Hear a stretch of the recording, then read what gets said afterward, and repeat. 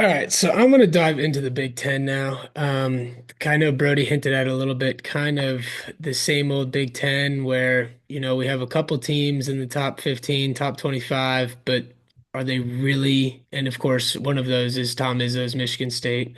Um, but are they really contenders, in a sense? Michigan State, I think, is clearly the best team in the Big Ten this year. Um, Besides that, it's kind of weird. Michigan's had their days where they've looked good. Oregon had a stretch there for a while where they looked good, but they've kind of fallen off. Especially losing to Michigan now, definitely fallen off. Wisconsin's kind of there in the same aspect that they've always been, right there on the bubble. Same could be said for Maryland, but there's not really a team that's really dominant in the Big Ten. I do think Izzo's got those boys rolling like he always does, and I mean, I think without an argument, Tom Izzo is by far the best coach in the Big Ten. Um, so it makes sense, but nobody in the Big Ten really, I'm sitting here looking at, okay, they can go win a national championship this year. I mean, I don't I'll know how I'll you, take it. I mean, it's the Big Ten's gonna be the Big Ten this year. I mean, their chance at a national championship was last year with Purdue. I think Michigan State has a really good squad with Tom Izzo. It would be a great story for them to go out as that for him to go out as a national champion. Um, I think as far as NCAA tournament goes, I think Michigan is. If I had to pick someone to make a run out of the group of five or stuff that's like 10 to 25 in rankings right now, I'm probably going to take Michigan just because I think they're filled with talent, and I think Danny Wolf is the guy, is one of the best college basketball players out there right now. I think he'll be a tough matchup for anyone. If Michigan gets the right matchup, I think they do go far. Wisconsin's going to get bounced in the first round. Purdue will probably be a Sweet 16 team unless they get bounced. Then you have Buckeyes maybe. right there on the bubble. Buckeyes are the weirdest team in all of college basketball, though, so we have that as well. Yeah. You don't know if they're going to play like the number one team in the country or like the 364th team in the country. Yeah. It's very strange. Don't forget about the Terps though. Maryland's really good. They got a really good squad over there too. So Big Ten's Yeah, but going it's Big kind of Ten. like the same old Wisconsin and Maryland teams that are right there, 15 to 25 range, but they're not like, holy shit, this team's really good, Yeah, in for my sure. opinion. I'm gonna piggyback off Brody here, talking about Michigan. Obviously, we played them this year, and they're really good. They roll out there with basically two 7-footers, and Danny Wolf, he's unbelievable. I think he hit like six threes against us, and It was his coming out party, wasn't it? yeah, he's playing Yeah, it like was. point He guard at was. 7 feet tall. He came off And the bench that game, didn't he? no, he started. He Or started out. And because Then they have what, he's the old Florida Atlantic coach now? yeah, Dusty May, very good Yeah. coach. yeah, Yeah, very he's good a dog. coach. Coaching wins. Coaching definitely wins. But And like plus, you got, their guards really surprised me too. Like obviously going into the game, you're like, oh, like obviously Michigan's good. They're Michigan, but their guards, they were hitting shots. So if they can hold that together, I know they're not playing as good right now as they did in that one game, but I fully believe that they can hoop. And even like a team like Illinois, like they could be dangerous. yeah. They Yeah. could be. But they're one of those teams who can't win on the road though. They Mm, don't. They thrive off their home court, and I mean, you watch an Illinois home basketball game. Their home awesome. court is yeah, it's awesome. It's great. It's hard to beat, honestly, in all of basketball. But Mhm. um, I don't know. It's Big Ten basketball. I'd like to see some of those teams make a run. I'd like to see the Buckeyes get in and maybe win a couple games. But then again, like I said, they're the weirdest team in all of college basketball. So Yeah, I agree. A couple things off that. I know, I was looking at a couple different things. There's a chance, and I know we're far away from it, but there's a chance that Xavier and Ohio State could be that playing game in Dayton, and I think that would be really cool. those tickets If would be if that would expensive. happen. Oh yeah, through the roof. Yeah. I'd definitely try to go, but I think that would be kind of a cool thing. I also they're I don't think they're going to. but they're another conference that has a chance of getting close to that 11 teams in the tournament this year. I think the what I was looking at bracketology had 10 at the moment. Um, but going off what you said with the SEC, I think they're one of those teams that might have double-digit teams in the tournament this year, and not a single one of them gets close to the Final Four. Um, so that could be another thing too that I think will happen. It's they're going to have numbers in the tournament, but those numbers aren't really going to do anything significant. Like you said, maybe Purdue will go to the Sweet 16. I think Michigan State has the best chance out of all of them to actually make a run. We'll see what Michigan can do depending on their matchups. Um, but I think they're definitely one of those teams that'll have a good amount. Probably not as many as the SEC, but right there at the number two spot for most teams in the tournament, but really not do anything productive with it. Yeah. We'll roll off that and go into the Big 12. But it's the Big 12. People are saying the Big 12 is kind of down this year. And you can I argue was that one for, of them. yes, you're one of them.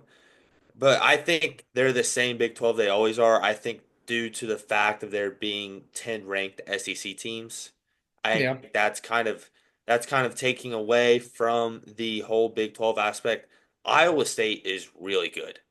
Arizona has a really good squad. You can't count out Kansas. I mean, Mm-mm. Baylor is going to be there if they get in the tournament. There's some really good teams in the Big 12. And I mean, I can't emphasize, I love the team over there at Texas Tech. I think they're really good. They're really athletic. They have a bunch of length. Fun to They're a team watch. that wins. Yeah, they're really fun to watch. They're a team that wins on the road, too. You don't find that often in college basketball. I want to emphasize that for all of our college basketball episodes. It's hard to win on the road. Yeah. And it's the Big 12 is going to Big 12. I don't think they have a team that could win it. Um, but I think they definitely have some teams that are going to be great matchups if you get like a Texas Tech Tennessee matchup, like Kansas against any of those teams would be great to see Hunter Dickinson go against as he's 25 years old. But for Big 12 wise, that's all I got really. But Yeah. For the Big 12, I think obviously a lot of teams in the league, and people may say it's a down year for them, but it's that top half is phenomenal. Like you look at Kansas State, Iowa State, they're third or they're fourth and fifth in the conference.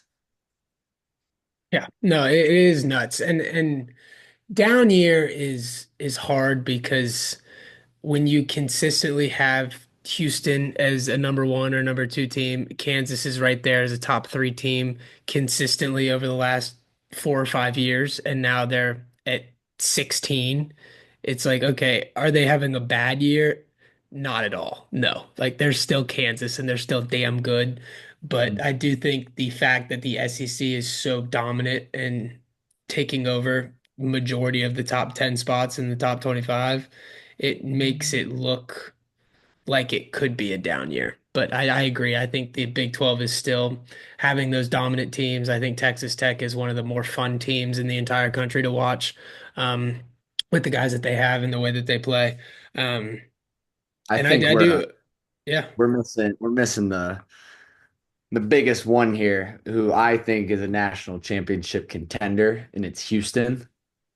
yeah. They are a great team. Kelvin Sampson, he gets those dudes to play defense. And if anything, no matter where you play, either it's home or away, neutral site in March Madness, defense travels. And Mhm. obviously, it's not as cool as banging threes, going on historic Kemba Walker runs with a star player. But Right. they're the number two defense in the country. Like they're like that's gonna help. That's gonna take them as far as they want, honestly. And I think they could really be in San Antonio this year. yeah, Well, going going off going off. that, yeah, go ahead, Beth. No SEC team wants to play Houston. No. None of them. That's all. I think any SEC Big 12 matchup is going to be bad for the SEC. And Hmm. I'll say that Big 12 is good. They're just being very underrated this year. I think they realize that a little bit. I think Iowa State, Arizona, they all kind of realize they're not really being looked at like some of these other teams are. And how Right. much I mean, you stack up the Florida team against Missouri, who's ranked 13th right now. Florida or not? Getting backwards. Florida against Texas Tech. I'm taking Texas Tech all day. I mean, it's one of those matchup situations where Big 12 is getting overrated or underrated, and their defense is sound, and they have just as many ball players as these SEC and Big Ten teams do. For sure, for sure. And especially Arizona, like you were saying, Yeah.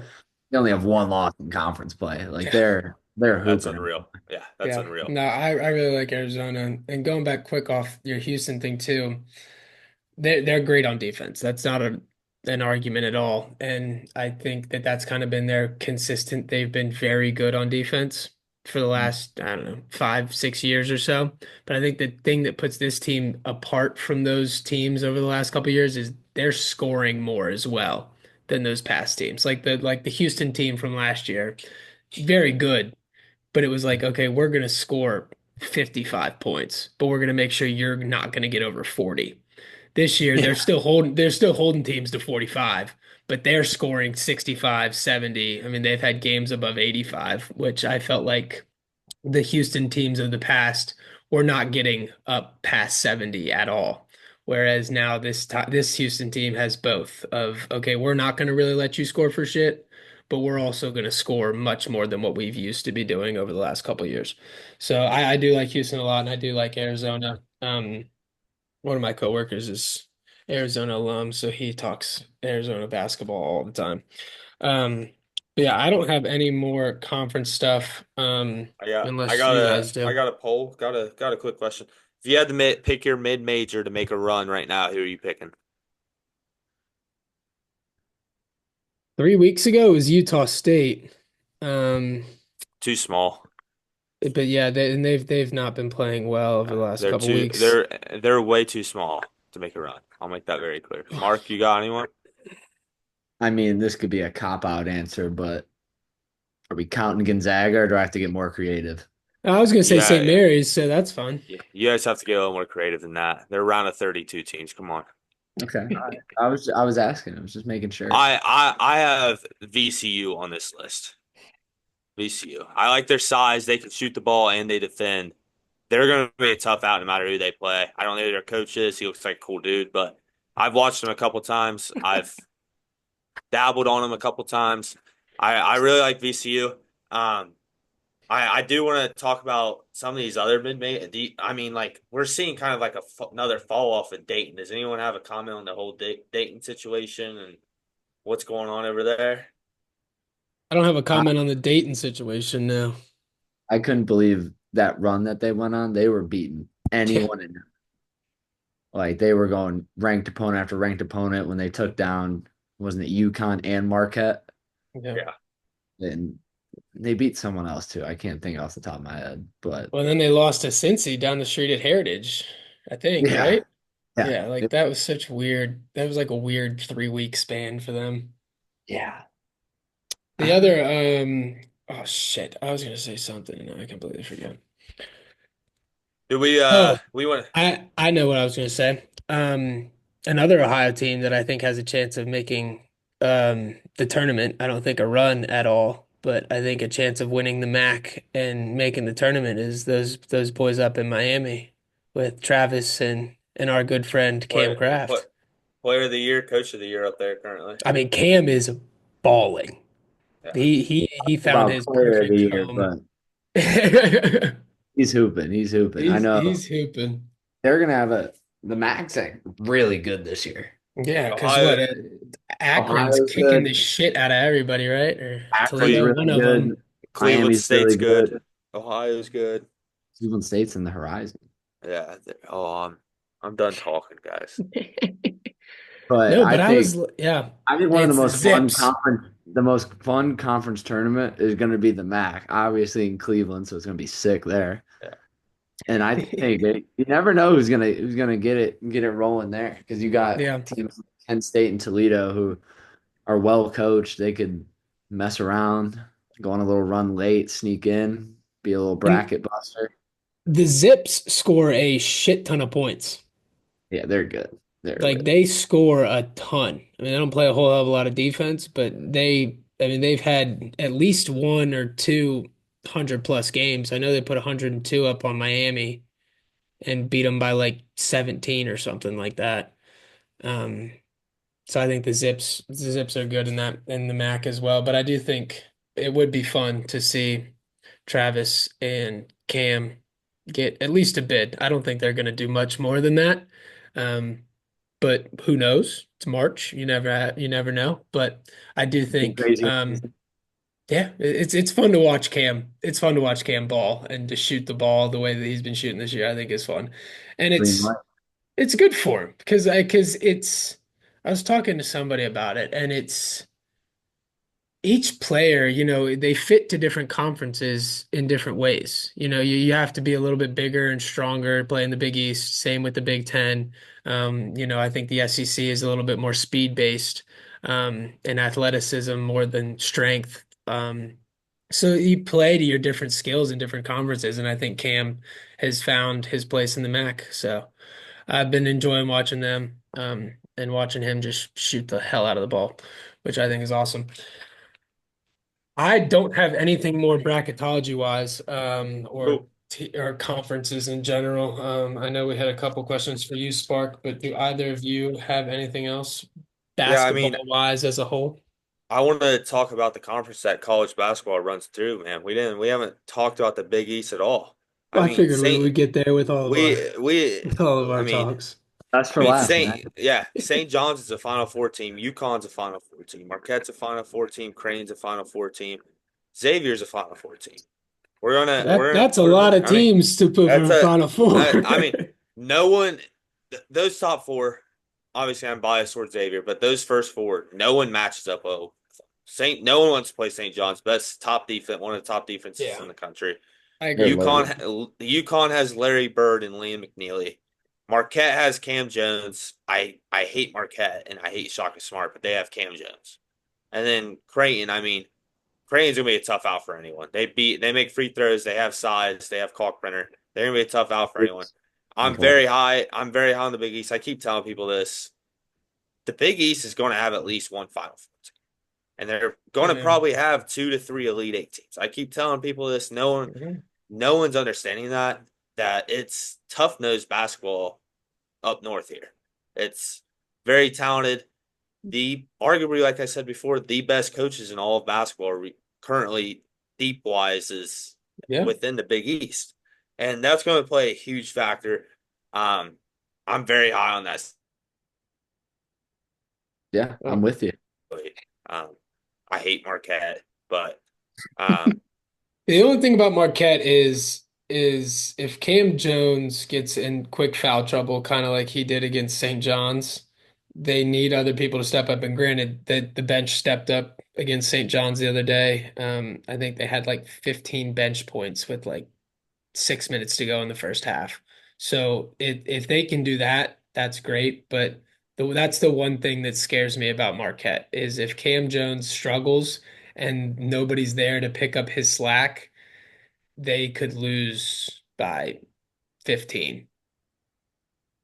Yeah, That's yeah, my no, only thing with Marquette is Cam Jones is kind of everything that they have for them, whereas, St. John's has a lot of different scorers and their defense is, I think, better than any team in the country right now. Um, and then obviously, like you talked about with UConn having Larry Bird and all the guys, I mean, they have a lot of different scorers. Caravan's been, one of their top guys as well. So I think there are definitely a lot of teams. I think at some point when Kalkbrenner sees another 7-footer who can play some defense, that he might not be able to go for 30. But I think I love St. John's this year to make a good run, and I think we're gonna make a great run too once we make a run in the Big East tournament and make a stake, and we'll just carry that into the tournament. facts, facts. I like St. John's a lot. I wish for them they need to shoot the three ball a little better. They're struggling from Definitely, there. But definitely. Kadari Richmond, he doesn't need to shoot threes in order to take over a game. He he's arguably player of the year. I think it's between him and Cam Jones. Yeah, He's unbelievable. The way he can just control a game. And they also have arguably a first team All Big East player, or two first team All Big East players, arguably, in RJ Lewis and their center Zuby. He's switching, guarding the point guard, guarding the center. He's Yeah. rebounding, he's dunking everything, and just the way their team is made up.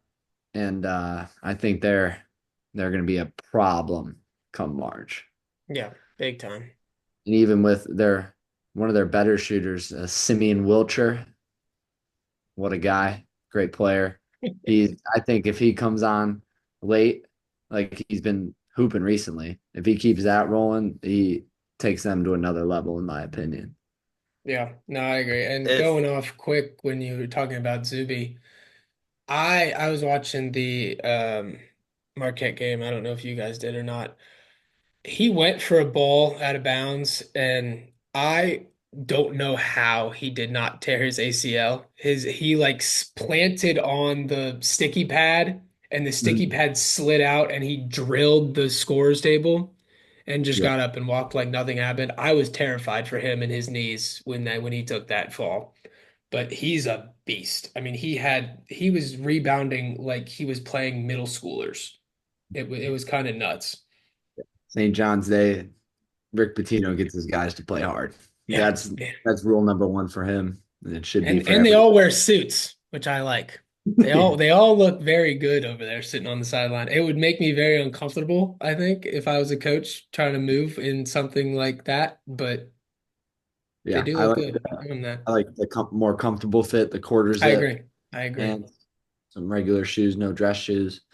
That's And Nike gets some good quarter zips for Sean. Sean looks good over there. I did not like the sweater when we played. I forget Georgetown. who. Georgia. I did not like that. I think I texted you that. I was like, I don't like the sweater vest or the knitted wool sweater or whatever the hell it was. It was good to do it in honor of Luke Oh, big Carnesecca. time. Big That time. guy, Big time. that guy, I couldn't imagine how much him and Cooley were sweating during that game. Oh yeah, exactly. It's just so hot and Yeah, yeah. Yeah, yeah. it's got to be uncomfortable. And wool sweaters like that make me itch. So I couldn't imagine itching and sweating and all that stuff. But we do have some so, good gear on the sideline. I will say that. yeah, going off that, my one question about just the Big East in general is I think St. John's can make a push for the one seed. They have 8 games left. Say they just theoretically they go 5-3 in those games. They're sitting at 26 and or 25-6 going to the Big East tournament. If they run the Big East tournament, do we think they're a one seed?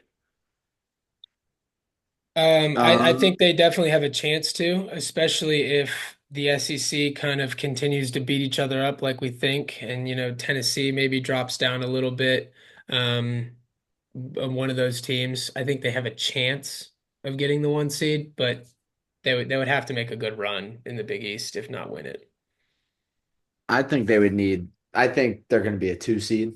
Honestly, they would have to because they play Marquette one more time. They play UConn twice, Creighton again, and so they have a loaded schedule then Big East play.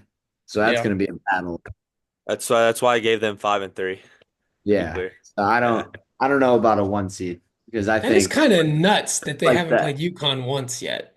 just like the SEC beating up each other, I think that Yeah, we could see a little bit of that because I know Marquette, Connecticut, and St. John's, like they all play each other once for sure, if not two times for a couple of them. So I don't think one team is gonna full sweep that, but you never know. Never know. yeah, yeah. I mean, It's it's our schedule and St. John's schedule is almost flipped. Yeah. If you look at it from the competition standpoint, it's very flipped.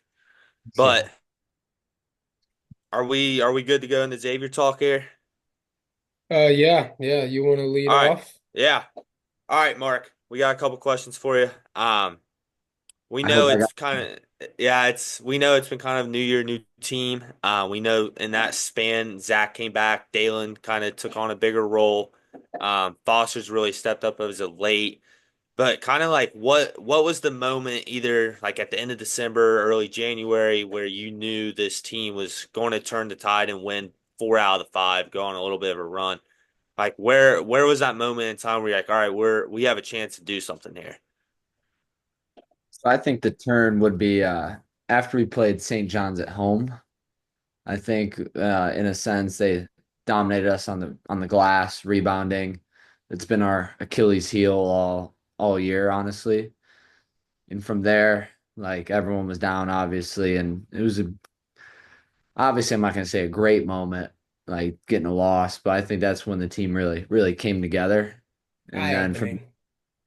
from there, it just everyone decided like if we're going to do this, we're going to do it right now. Like we're going to give it our all, whether it's the coaching staff, the players, all that. Like we're gonna try and do something special here. And so that led us into getting a couple wins, and then we had a gauntlet of a stretch of Yeah. Marquette, St. John's, Connecticut, Creighton. Those 4 games, Yeah. we were able to get a sweet win at Marquette. That was awesome. That place, Pfizer, I can't Yeah. believe Marquette is able to sell that out. Obviously, I believe they have a great fan base, but the fact that they could sell out that NBA arena every game, it's Yeah. sweet. It's sweet. No, Get definitely. that. And yeah, Then we they're go to St. John's and MSG once again, sold out arena. Take them to overtime, and we were playing well. Dalen went down late, which hurt. We had a few turnovers late in the game. Obviously, doesn't help, but we show we can battle. So we Some bad obviously, calls that game. uh, Very, very bad calls that game. is what it is. We had a few too many turnovers, so that's always going to be the bottom line there. But from there we showed we could play with anyone. Like if you're able to play with St. John's in the Garden, like that's toughest yeah, place to play. yeah. Like I think Stores at Connecticut's the hardest place to play, but St. John's, MSG, they're rolling, crowd's going crazy. That's a big stage. Like it's Madison Square Garden for like if Yeah, you're Square Garden, you're like this is the mecca of basketball. Like that's kind every of what I was gonna say every too, is great NBA player says this is the best place to play. yeah. And Never then personally played at yeah, Madison Square Garden, but I can imagine that walking out on that floor is a different feeling and a little no, bit of a little bit of nerves kicking in and stuff like that. Adrenaline obviously high, but playing in an atmosphere like that is probably very different than what you're used to. oh for sure, for sure. And then able to get UConn at home. That was an electric atmosphere up there for sure all time. And then Creighton was a tough one in Omaha. Talk about another tough play. There, everywhere's a tough place to play in the Big East. Now that I'm talking out loud here, if you like Omaha, it's 18,000. You're going against Kalkbrenner. They're a great 3-point shooting team. That's what they love to do, and they can get hot and snap your fingers like that. And then obviously, Sunday's yeah, game too. Going to Nova's never easy either. yeah, going to Nova Super Bowl Sunday. Yeah, It's gonna be. that's I that's could see that's that being a never an good easy atmosphere. place to play. Yeah, yeah. Go Birds. Yeah, no, definitely. And We're just I looking to think, bring it forward now. We got, yeah, I think, 7, 8, or I think 8 games left. Got to go one by one. Why exactly. not? Why not be the One best we can be? one step at a time. And kind of going off what Brody said, kind of watching how Swain has really stepped into his role of being, kind of that 2-3 scorer each night, depending on, if Conwell's going to go for 20, or Swain's going to go for 20, Zach's going to go for 20 no matter what. But um, going off him and how he's been playing along with how Foster has just taken a huge step.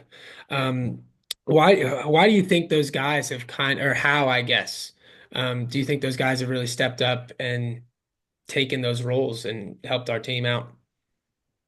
No, they've stepped up for sure. And obviously, their teammates, all our coaches, everyone in our program, we just give them the confidence every day because we're there rebounding for them, putting them through workouts. They're making all these shots. They're playing hard in practice, and like you just gotta tell them like the work always shows. Like if you're gonna work this hard, like it's gonna show, and it's gonna be awesome when it shows. So just keep on working. We believe in you.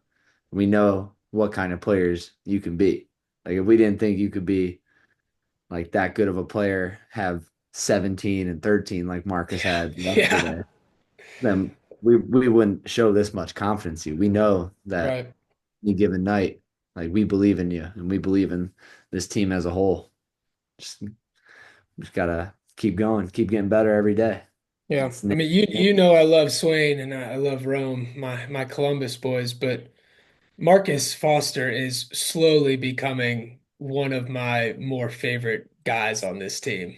I mean, all year he's played great defense, and his hustle is top tier, and that's been a thing all year. But over the last probably 3 or 4 weeks, his offense has just yeah. skyrocketed. His shooting confidence looks like it's never been better.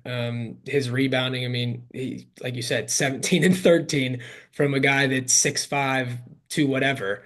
Like he's not 6'10" and he's getting 17 and 13. So I love to watch what he's been doing, and he's slowly becoming one of my more favorite guys on this team. Yeah. And when you look at Dalen too, I didn't even talk about him. He's been Yeah, playing at an all-time high level right now. Best basketball of his career, obviously here at Xavier. And so for him to be doing that right now, like he works super hard. Like he's always working on his game.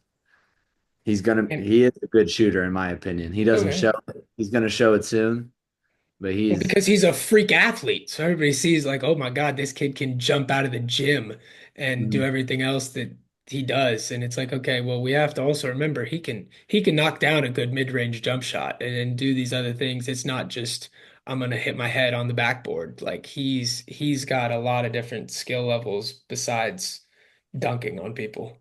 and especially with how young he is too. Like he's Yeah, 19 years old and his body's growing. Like he's 20 pounds heavier than he was last year. And so I think he started to gain that confidence. He's been gaining it all year, slowly, slowly, slowly, but surely, yeah. and clicking now. And he's showing how much Which all the work is that yeah, he put in. He's only going to get better from here.